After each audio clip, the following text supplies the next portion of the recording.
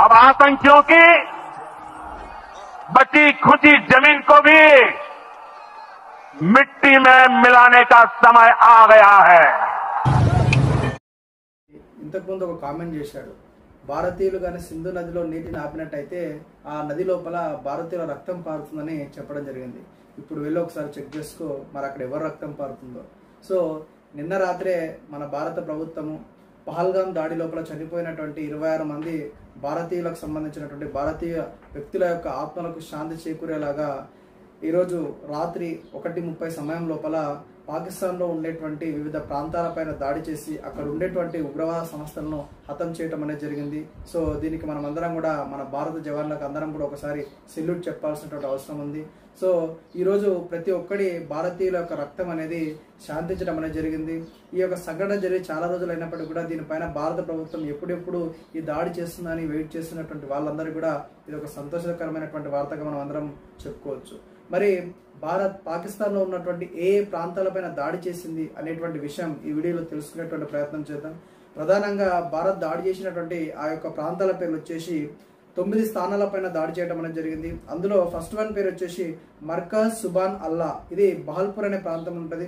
Next one వచ్చేసి మర్కజ్ తైబా, ఇది ముర్దేక్ అనే ప్రాంతం ఉంటుంది. నెక్స్ట్ సర్జల్, ఇది టెహ్రాన్ కలన్ అనే ప్రాంతం ఉంటుంది. నెక్స్ట్ మొహమ్మనా జోయా, ఇది హిజ్బుల్లా ముజాహిదీన్ అనేటువంటి ఒక ఉగ్రవాద సంస్థ, ఇది సియాల్కోట్లో ఉంటుంది. మర్కజ్ అహ్లే హదీద్, ఇది బర్నాల్ అనే ప్రాంతం ఉంటుంది. మర్కజ్ అబ్బాస్, ఇది కోట్లీ అనే ప్రాంతం ఉంటుంది. మర్కల్ రహీల్ షహీద్, ఇది హిబ్జుల్ ముజాహిదీ అనేటువంటి ఒక ఉగ్రవాద సంస్థ సంబంధించింది, ఇది కోట్లీ అనే ప్రాంతం ఉంటుంది. నెక్స్ట్ షవాయ్ నల్లా క్యాంప్, ఇది ముజఫరాబాద్లో ఉంటుంది. 9th వన్ వచ్చేసి సైద్నా బిలాల్ క్యాంప్, ఇది ముజఫరాబాద్లో ఉంటుంది. ఈ విధంగా మొత్తంగా 9 స్థావరాలపైన భారత ఆర్మీ దాడి చేయడం అనేది జరిగింది. సో ఇందులో ప్రధానంగా వచ్చేసి ముంబై దాడులలో సూత్రధారి అయినటువంటి లష్కరే తోయిబా వ్యవస్థాపకుడైనటువంటి హఫీజ్ సయ్యద్ కంచుకోట ముర్కేడ్కి పైన దాడి చేసి ఆ దాడి లోపల అతని యొక్క కుటుంబ సభ్యులను 10 మందిని కూడా హతం చేయడం అనేది జరిగింది. మరి అదేవిధంగా ముజఫరాబాద్ లోపల రెండు ప్రాంతాలు కోట్లీ, గోల్పూర్, భీంబార్, సియల్కోట్, చక్రాన్, ముర్కే, బహుల్పూర్ ప్రాంతాలపైన దాడి చేయడం అనేది జరిగింది. అయితే ప్రధానంగా ప్రస్తుతం చేసినటువంటి ఈ యొక్క దాడులకు మన భారత ప్రభుత్వం పెట్టినటువంటి పేరు ఆపరేషన్ సింధూర్ అనే పేరు పెట్టడం జరిగింది. ఈ యొక్క ఆపరేషన్ సింధూర్ అనేటువంటి పేరు పెట్టడానికి ప్రధాన కారణం వచ్చేసి పహల్గామ్ అనే ప్రాంతం లోపల అక్కడ ఉన్నటువంటి ఉగ్రవాదులు అక్కడ భారతదేశానికి చెందినటువంటి టూరిస్టులను ఒకరొకరిని పిలిచి వారు ఏ మతం వాళ్ళని అడిగి వాళ్ళ మతం పేరు తెలుసుకొని అక్కడ వారిపైన దాడి చేయడం అనేది జరిగింది. వాళ్ళని చంపడం ద్వారా భారతీయ స్త్రీల నుదుటిపై ఉన్నటువంటి సింధూరాన్ని వాళ్ళు తుడిపేసేటువంటి ప్రయత్నం చేశారు కాబట్టి, తుడిపేయడం జరిగింది కాబట్టి ఆ భారతీయ స్త్రీల నుదుటిపై ఉన్నటువంటి సింధూరాన్ని తుడిపినటువంటి ఆ యొక్క ఉగ్రవాదుల యొక్క రక్తం కల చూడాలన్న ఉద్దేశంతో భారత ఆర్మీ వారిపైన ఈ యొక్క అటాక్ చేయడం అనేది జరిగింది. అందుకోసమే దీనికి ఆపరేషన్ సింధూర్ అనే పేరు పెట్టడం జరిగింది. మరియు దీనికి ఆపరేషన్ సింధూర్ అనే పేరు పెట్టడానికి ప్రధాన కారణం వచ్చేసి ఇంకా కొన్ని రీజన్స్ ఉన్నాయి. అవేంటంటే 2001 పార్లమెంట్ పైన అటాక్ చేసినప్పుడు ఈ యొక్క అటాక్ లోపల 9 మంది మరణించడం అనేది జరిగింది. 2002లో అక్షర్ధామ్ అనే ప్రాంతం పైన దాడి చేసినప్పుడు ఈ యొక్క దాడి లోపల 31 మంది సామాన్య ప్రజలు మరణించడం జరిగింది. 2008లో ముంబైలో జరిగినటువంటి దాడి లోపల 164 మంది మరణించడం జరిగింది. 2016 లోపల ఉరి అనే ప్రాంతంలో 20 మంది చనిపోవడం జరిగింది. 2019 లోపల పహల్వామా అటాక్ లోపల 40 మంది సైనికులు చనిపోవడం అనేది జరిగింది. మరియు రీసెంట్గా జరిగినటువంటి పహల్గామ్ అటాక్ లోపల 26 మంది చనిపోవడం జరిగింది. ఈ విధంగా మొత్తంగా 350 మంది భారత పౌరులు, 600 మంది భారతీయ సైనికులు చనిపోవడం జరిగింది.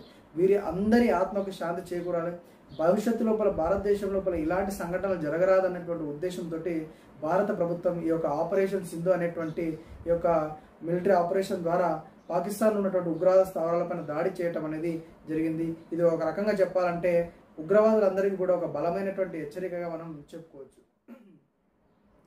మరి దీని తర్వాత పాకిస్తాన్ భారత్ పైన ఏ క్షణమైన దాడి చేయొచ్చు కాబట్టి ఆ దాడిని ఎదుర్కోవడానికి భారత ఆర్మీ అనేది సిద్ధంగా ఉండటం అనేది జరిగింది. వాళ్ళు వాయుపరంగా కావచ్చు, జలాంతర్గాముల ద్వారా కావచ్చు, సైన్యం పరంగా కావచ్చు, ఏ విధంగా దాడి చేసినా వాటన్నిటిని బలంగా ఢీకొట్టడానికి భారత ఆర్మీ సిద్ధంగా ఉండటం అనేది జరిగింది. 100కి 99% వాళ్ళకు సంబంధించినటువంటి ఎలాంటి యుద్ధ విమానాలు కావచ్చు, ఎలాంటి ఆపరేషన్లు చేపట్టినా వాటన్నిటిని కూడా విఫలం చేయడానికి భారత ఆర్మీ సిద్ధంగా ఉంది. కాకపోతే 1% అనుకోకుండా పాకిస్తాన్కి సంబంధించినటువంటి ఏవైనా యుద్ధ విమానాలు భారతదేశంలోకి ప్రవేశిస్తే, భారతీయులపై దాడి చేస్తే ఆ సమయం లోపల మనల్ని మనం ఏ విధంగా సంరక్షించుకోవాలన్న ఉద్దేశంలో భాగంగా భారత ప్రభుత్వం మాక్ డ్రిల్ అనేటువంటి ఒక కార్యక్రమాన్ని చేపట్టడం జరిగింది. ఈ మాక్ డ్రిల్ అనేటువంటి కార్యక్రమంలో ఏం చేస్తారంటే, ఒకవేళ పాకిస్తాన్కి చెందినటువంటి వాళ్ళు మన పైన దాడి చేయడానికి వస్తే ఆ దాడి నుంచి మనం ఎలా తప్పించుకోవాలి, ఆ దాడి నుంచి మన ప్రాణాలను ఏ విధంగా కాపాడుకోవాలి, ఆ సమయంలో మనం ఏ విధంగా ప్రవర్తించాలి, వీటన్నిటి గురించి కూడా ఈ యొక్క మాక్ డ్రిల్ లోపల చెప్పడం అనేది జరిగింది. సో నేను కూడా నాకు తెలిసినటువంటి కొన్ని విషయాలు మాక్ డ్రిల్లో ఏముంటాయని చెప్పేటువంటి ప్రయత్నం చేస్తా. ప్రధానంగా ఈ యొక్క మాక్ డ్రిల్ అనేది మనకు మొత్తం భారతదేశ వ్యాప్తంగా 244 జిల్లాల లోపల ఈ యొక్క మాక్ డ్రిల్ నిర్వహించడం అనేది జరుగుతుంది.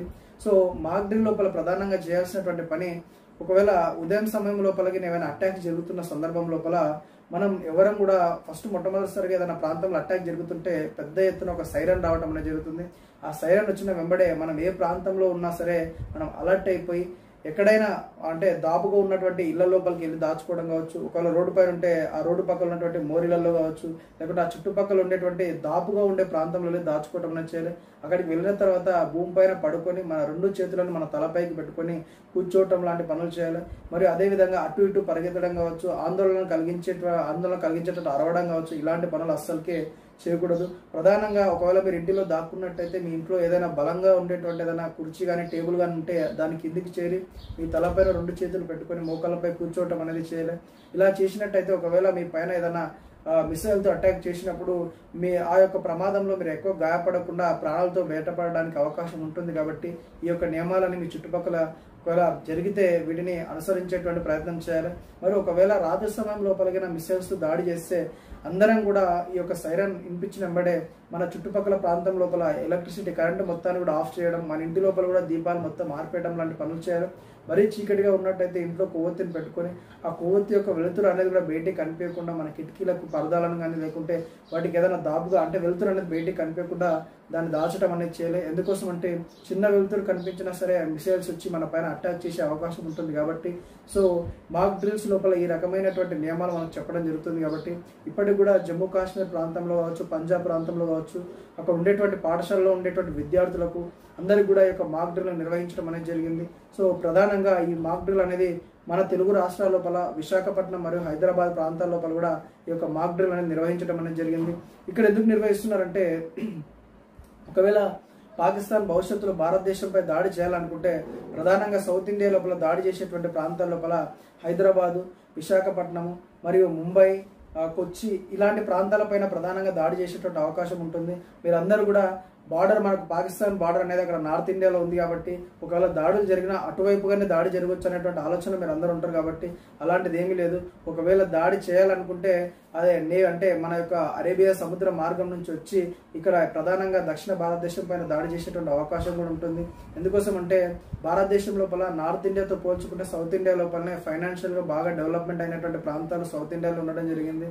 ప్రధానంగా రష్ ఎక్కువ, అంటే ప్రజలు ఎక్కువగా, అంటే ఒక 1000 చదరపు మీటర్ లోపల ప్రజలు ఎక్కువగా నివాసం ఉండేటువంటి ప్రాంతాలు కూడా మనం బెంగళూరు, హైదరాబాద్ చెప్పుకుంటాం. కాబట్టి వాళ్ళు ఒకవేళ పెద్ద ఎత్తున ప్రాణ నష్టం కలిగించాలనుకుంటే ఈ ప్రాంతాలపైననే దాడి చేసే అవకాశం ఉంటుంది. కాబట్టి ఇక్కడ ఉన్నటువంటి ఈ ప్రాంతాల లోపల కూడా మాక్ డ్రిల్ అనేది నిర్వహించడం అనేది జరుగుతుంది. ఒకవేళ భారత్ పాకిస్తాన్ మధ్యలో యుద్ధం అనేది వస్తే పాకిస్తాన్కి ఖచ్చితంగా చైనా సపోర్ట్ చేయడం అనేది జరుగుతుంది. మన ఇండియాకి అయితే రష్యా కానీ, ఇజ్రాయెల్ కానీ, అమెరికా కానీ, ఫ్రాన్స్ లాంటి దేశాలు సపోర్ట్ చేయడం అనేది జరుగుతాయి. మ్యాక్సిమం అణుయుద్ధం అనేది రాదు. కాకపోతే ఒకవేళ అణుయుద్ధం వచ్చినా సరే అణుయుద్ధం రాకుండా ఆపేటువంటి ప్రయత్నం చేస్తే ఐక్యరాజ్య సమితి. సో రీసెంట్గానే అంటే కొద్ది క్షణాల ముందే మనకు ఒక న్యూస్లో రావడం అనేది జరిగింది. పాకిస్తాన్ చెందినటువంటి ప్రధానమంత్రి గారు మేము భారత్తో యుద్ధం కోరుకోవటం లేదు, ఇప్పుడు జరిగినటువంటి ఈ యొక్క దాడుల వరకే ఆపేస్తే అది మేము కూడా వాళ్ళపైన తిరిగి ఎలాంటి దాడులు చేయము, దీన్ని ఇక్కడితోటే ముగించేద్దామని అక్కడ ఉండేటువంటి పాకిస్తాన్ చెందినటువంటి వ్యక్తి ఈ యొక్క ప్రకటన చేయడం అనేది జరిగింది. అంటే మనం చేసినటువంటి ఒక దాడికి పాకిస్తాన్ భయపడిపోవడం అనేది జరిగింది. కానీ మన ఇండియన్ నేవీ మాత్రం ఇది కేవలం ట్రైలర్ మాత్రమే, అసలు సినిమా ముందు ఉందని ప్రచారం చేయడం అనేది జరిగింది, అంటే చెప్పడం అనేది జరిగింది. కాబట్టి ఒక్క దాడికే పాకిస్తాన్ అనేది పూర్తిగా భయపడిపోవడం అనేది జరిగింది. కాబట్టి ఇలాంటి దాడులు చేయటం వల్లనే ఉగ్రవాదులు అనేటువంటి వాళ్ళు భవిష్యత్తు లోపల మన దేశంలోనే కాదు ప్రపంచంలోని ఏ దేశంలో పైన కూడా వాళ్ళు ఇలాంటి దాడులు చేయకుండా ఉండడానికి ఉంటుందన్న ఉద్దేశంతో భారతదేశం చెందినటువంటి మన ఆర్మీ వ్యవస్థ వారిపైన దాడి చేయడం అనేది జరిగింది. సో మీరందరూ కూడా ఏ సమయంలో అయినా మన పైన దాడి జరిగేటువంటి అవకాశం ఉంటే ఈ మాక్ డ్రిల్ సంబంధించిన నియమాలు మీరు అందరూ పాటిస్తారని ఆశిస్తున్నాను. సో మీరు ఎవరు కూడా భయపడాల్సినటువంటి అవసరం లేదు. పాకిస్తాన్ అనేది చాలా చిన్న దేశం భారతదేశంతో పోల్చుకుంటే. సో ఒకవేళ పాకిస్తాన్తో యుద్ధం అంటూ వస్తే 99% మన ఇండియన్ ఆర్మీనే ఆ యుద్ధానికి సంబంధించినటువంటి మొత్తం పనులు ఫినిష్ చేయడం అనేది జరుగుతుంది. భారత్ పాకిస్తాన్ యుద్ధం వస్తే పాకిస్తాన్ దగ్గర భారత్తో యుద్ధం చేయడానికి కావాల్సినటువంటి ఆయుధాలు కేవలం చాలా తక్కువగా ఉండటం జరిగింది. యుద్ధం అంటూ వస్తే 7 రోజుల్లోపలే పాకిస్తాన్ మనం ఓడగొట్టేసి పాకిస్తాన్ మొత్తం కూడా ఖతం చేసేటువంటి అవకాశం ఉంది. కాబట్టి పాకిస్తాన్ మ్యాక్సిమం మనతో యుద్ధం చేయడానికి ఒప్పుకోదు.